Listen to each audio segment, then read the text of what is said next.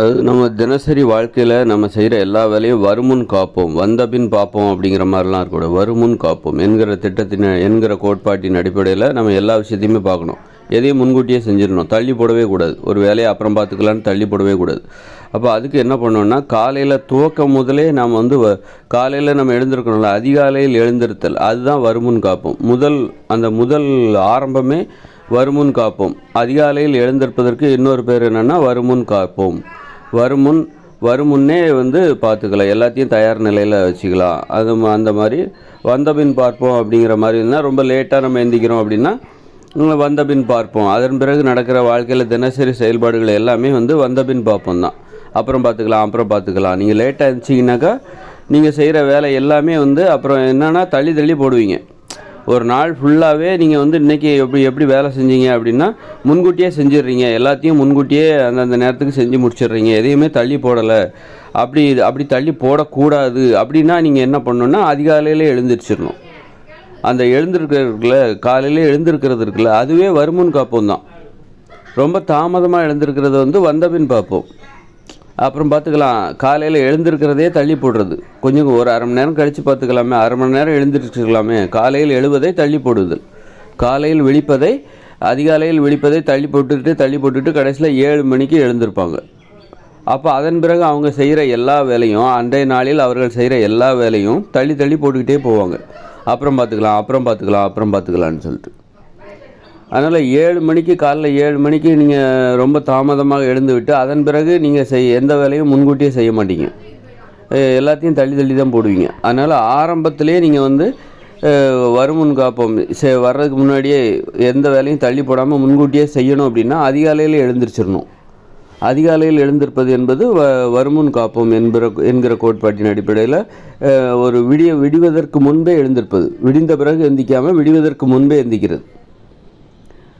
அந்த மாதிரி அந்த விடியல் என்பது வருவதற்கு முன்பே நாம் அந்த தூக்கத்திலிருந்து விழித்து கொள்வது.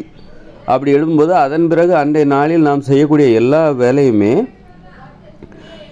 முன்கூட்டியே நம்ம செஞ்சிருவோம். எதுவுமே தள்ளி போட மாட்டோம். அதுதான் அதிகாலையில் எழுந்திருப்பது என்பது வருமுன் காப்போம் என்கிற கோட்பாட்டை அடிப்படையாக கொண்டது. ஒரு நாளில் நீங்கள் செய்கிற எல்லா வேலையும், எந்த ஒரு வேலையும் நீங்கள் தள்ளியே போடக்கூடாது. அன்றைய கடமையை முன்கூட்டியே செஞ்சு முடிச்சிடணும். அந்தந்த நேரத்துக்கு செஞ்சு முடிச்சிடணும். அப்படின்னா அதிகாலையில் எழுந்திருப்பது, அந்த ஆரம்பம் சரியாக இருக்கணும். முதல் கோணல் முற்றிலும் கோணல் முதல்ல நீங்கள் இந்த ஆரம்பம் சரியாக இருந்தால் முடிவும் சரியாக இருக்கும். முடிவும் தாமதமாக எழுந்தால் எல்லாமே தாமதமாக தான் இருக்கும். காலம் நமக்காக பொறுத்து இருக்காது.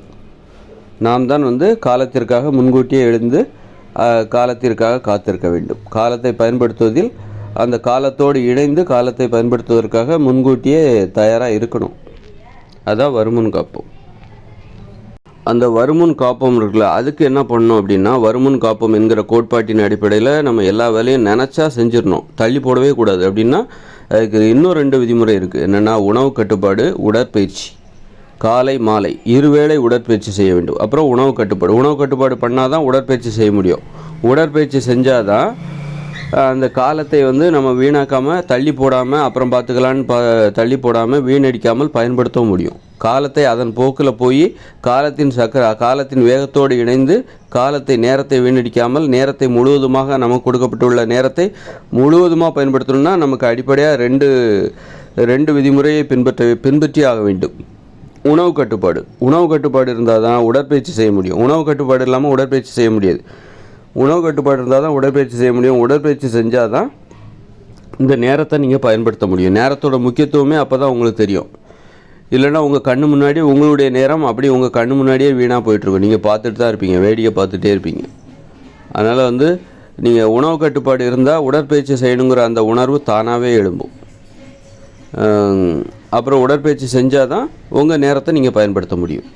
இந்த காலத்தை வீணடிக்காமல் எதையும் வருமுன்னே செய்வது, வந்தபின் தள்ளி போடாமல், எதையுமே தள்ளி போடாமல் முன்கூட்டியே எல்லாத்தையுமே செஞ்சுருவீங்க. நினச்சிங்கன்னா காலையில் எழுந்திருக்கிறதெல்லாம் தானாகவே நடக்கும். இந்த உணவு கட்டுப்பாடு, உடற்பயிற்சி, இந்த 2 இருந்ததுன்னா காலையில் தானாக நீங்கள் அப்படி எத்தனை மணிக்கு, 5 மணிக்கு எந்திக்கணும்னா 4 மணிக்கு எழுந்திரிச்சிருவீங்க. அவ்வளோ சுறுசுறுப்பாக இருப்பீங்க. எந்த ஒரு வேலையும் அப்படி தான். எப்படி 5 மணிக்கு எழுந்திருக்கணும் அப்படின்னு நீங்கள் நினச்சிங்கன்னா 4 மணிக்கு எழுந்திரிச்சிருவீங்க. அதே மாதிரி நீங்கள் ஒரு வேலையை செய்யணும்னு நினைப்பீங்க, முன்கூட்டியே முடிச்சிருவீங்க. அந்த அளவுக்கு எதையுமே தள்ளி போட மாட்டீங்க. அந்த எதையுமே தள்ளி போடாமல் நேரத்தோட பயன் அப்போ தான் உங்களுக்கு தெரியும், நேரத்தோட அருமை அப்போ தான் உங்களுக்கு தெரியும். நேரங்கிறது முக்கியத்துவமானது, போனால் வராது அப்படின்னு எல்லாத்துக்குமே தெரியும். ஆனால் அதை எப்படி பயன்படுத்துறது? என் கண்ணு முன்னாடியே என்னுடைய நேரம் வீணாக போய் கொண்டிருக்கிறதே, நான் நினைக்கிறேன் செய்ய முடியல அப்படின்னா என்ன காரணம்னா உங்கள்கிட்ட உணவு கட்டுப்பாடு இல்லை. அதன் காரணமாகத்தான் நீங்கள் உடற்பயிற்சி செய்யலை. உணவு கட்டுப்பாடு இருந்தால் தான் உடற்பயிற்சி செய்யணுங்கிற எண்ணமே வரும். உடற்பயிற்சி செஞ்சால் தான் உங்களுக்குடைய நேரத்தை நீங்கள் பயன்படுத்த முடியும்.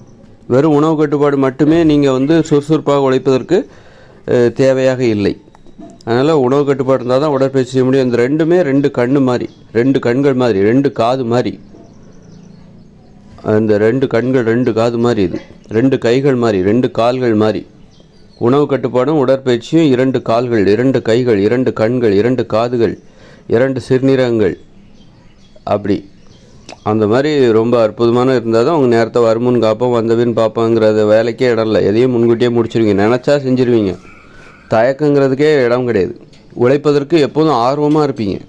உணவு கட்டுப்பாடு உடற்பயிற்சி இதை செஞ்சிங்கன்னா உழைப்பதற்கு எப்போதும் ஆர்வமாக இருப்பீங்க. உணவு கட்டுப்பாடு இல்லாமல் நீங்கள் உடற்பயிற்சி செய்யவே முடியாது. அதனால் உணவில் உள்ள கட்டுப்பாடு தான் நீங்கள் கட்டுப்பாடாக இருப்பதற்கான ஆரம்பம். கட்டுப்பாட்டுக்குள்ளே போகணும், நான் கட்டுப்பாடாக வாழணும் அப்படின்னா உணவில் கட்டுப்பாடாக ஏற்படுத்துங்க. கட்டுப்பாடாக வாழ வேண்டும் என்றால் உணவில் கட்டுப்பாடாக ஏற்படுத்துங்க. நிறைய பேர் அப்படி தான், உணவில் கட்டுப்பாடுங்கிறது அது ஒரு பெரிய விஷயமே கிடையாது, அது ஒருத்தரோட வாழ்க்கையில் மாற்றத்தை ஏற்படுத்தும் அப்படின்னு நிறைய பேர் நினைக்கிறதே இல்லை, நம்புறதே இல்லை. உணவை அது பெரிய விஷயமே கிடையாது. கட்டுப்பாடுனா அது வேறு. உணவு விஷயத்தில் கட்டுப்பாட்டுக்கும் ஒரு வாழ்க்கையில் உள்ள நிறைய கட்டுப்பாடுகளுக்கும் உள்ள தொடர்பு நிறைய பேருக்கு தெரியறதே இல்லை. அதனால் உணவை எப்படி வேணாலும் சாப்பிட்ருவாங்க. அப்புறம் வாழ்க்கையிலையும் கட்டுப்பாடாக இல்லாமல், இப்போ கட்டுப்பாடாக இருக்க முடியாமல் ரொம்ப போராடிக்கிட்டு இருப்பாங்க, வாழ்வதற்கே போராடிட்டு இருப்பாங்க. எங்கே தப்பு நடக்குன்னே தெரியாது. ஆரம்பம் எங்கேருந்து ஆரம்பிக்குதுன்னா உணவிலிருந்து தான் ஆரம்பிக்குது. உணவு தான் ஆரம்பம். உணவால் தான் அந்த உடம்பே உருவாச்சுது. இந்த உடம்பு இப்போ சின்ன வயசில் பிறக்கிறீங்க, அந்த பிறப்பே உணவால் தான். ஒரு மனித உடல் என்பது உணவால் உருவான உடல் தான். உணவால் தான் அது உருவாச்சுது. வளர்ந்து நிற்கிறோம் அப்படின்னா உணவு சாப்பிட்டு சாப்பிட்டு சாப்பிட்டு சாப்பிட்டு அதிலேருந்து தான் சத்துக்களை சேகரித்து அது தன்னை வளர்த்து கொள்கிறது. அதனால் உணவுலேருந்து தான் உடம்பு ஆரம்பிக்கும். உணவில் உள்ள கட்டுப்பாடு தான் வாழ்க்கையில் உள்ள கட்டுப்பாடுகளுக்கு காரணமாக இருக்குது. உணவில் கட்டுப்பாடு இல்லை என்றால் வாழ்வில் கட்டுப்பாடு கிடையாது. உணவு கட்டுப்பாடு தான் உடற்பயிற்சி செய்ய வைக்கும். உடற்பயிற்சி தான் உங்கள் நேரத்தை பயனுள்ளதாக செலவழிப்பதற்கு வருமுன் காப்போம் என்கிற கோட்பாட்டின் அடிப்படையில் வந்தபின் பார்ப்போம் என்கிற அந்த நிலைப்பாட்டை தவிர்த்துவிட்டு எதையும் முன்கூட்டியே தாமதமின்றி தள்ளி போடாமல் செய்வதற்கு அதுவே உங்களுக்கு வழிவகுக்கும், கை கொடுக்கும். உடற்பயிற்சியில் சிறந்தது ஓட்டப்பயிற்சி. ஓட்டப்பயிற்சியை செஞ்சிட்டிங்கன்னு வச்சிங்க, அது தவிர வேறு எந்த பயிற்சியும் செய்ய வேண்டாம். அதற்கு இணையான பயிற்சி எதுவுமே கிடையாது. ஒரே பயிற்சி ஓட்டப்பயிற்சி, அதை மட்டுமே செஞ்சால் கூட போதும். உடற்பயிற்சி என்கிற வகையில் ஓட்டப்பயிற்சியே மிகச்சிறந்த ஒரு பயிற்சியாக இருக்கிறது. அதன் பிறகு நீங்கள் எந்த பயிற்சியும் செய்யலாம்.